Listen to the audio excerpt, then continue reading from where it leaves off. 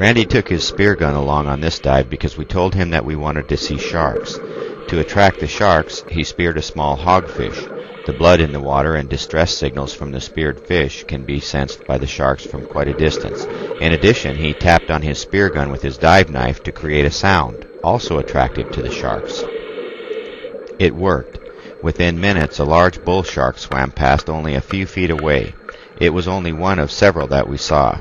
Because the visibility was so badly affected by the storm surge, the sharks had to be pretty close for us to see them. There were undoubtedly many more just out of our range of vision. Mindful of the presence of the sharks, we continued to explore the reef to see the various sea life, like these moray eels. And this sea turtle, it was so big I could only get its head in frame. We saw colorful fish, like this squirrelfish, and this odd-looking pipefish. This is a snake eel. It looks a lot like a snake, but it's actually an eel. Then we came across this lionfish.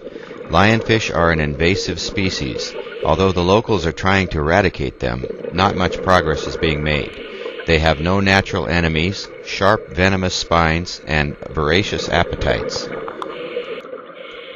So Randy developed a specialized device just for lionfish. He calls it the Lion Tamer.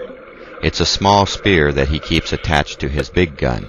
It works great for lionfish because they have no fear, so you can approach them very closely. After spearing the lionfish, Randy would grab them by the nose so as not to get stung, and cut off the venomous spines with his knife, rendering them harmless.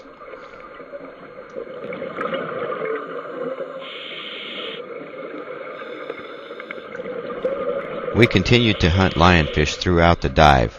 Randy even let us try out the Lion Tamer on a few. This is a nice one.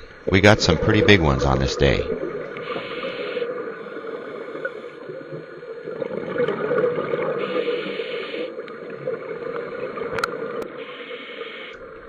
As we explored the nooks and crannies along the reef, we came across a lot of spiny lobsters.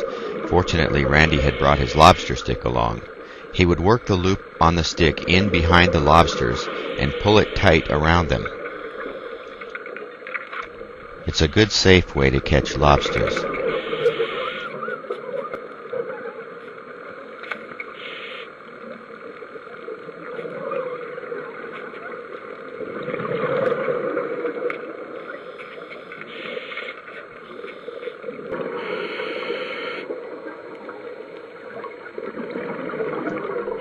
This big lobster was especially stubborn and wouldn't allow itself to be caught with the lobster stick, so Randy had to reach inside the crevice and try to grab it by hand. This is not advisable because there are so often moray eels inside.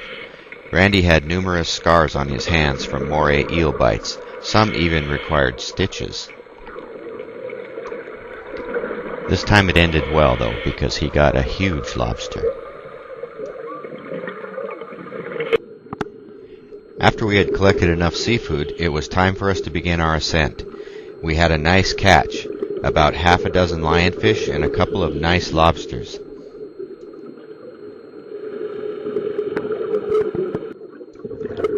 While we were waiting at our safety stop, Randy took the opportunity to clean the fish.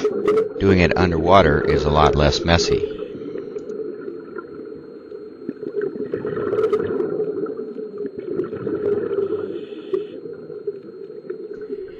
When he cut open the stomach of one of the lionfish, I could see why they are such a threat to the native species.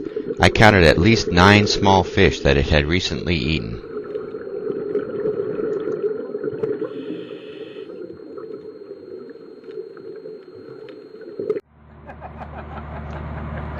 When we got back to the boat, all that was left to do was to fillet the fish. The fillets are a mild white meat with a relatively firm texture. We ended up with a good-sized bag of fillets. Then we took our lionfish and lobster tails to a local fine dining establishment, where they prepared them for us by grilling, and served them with drawn butter and tartar sauce. It was all very good.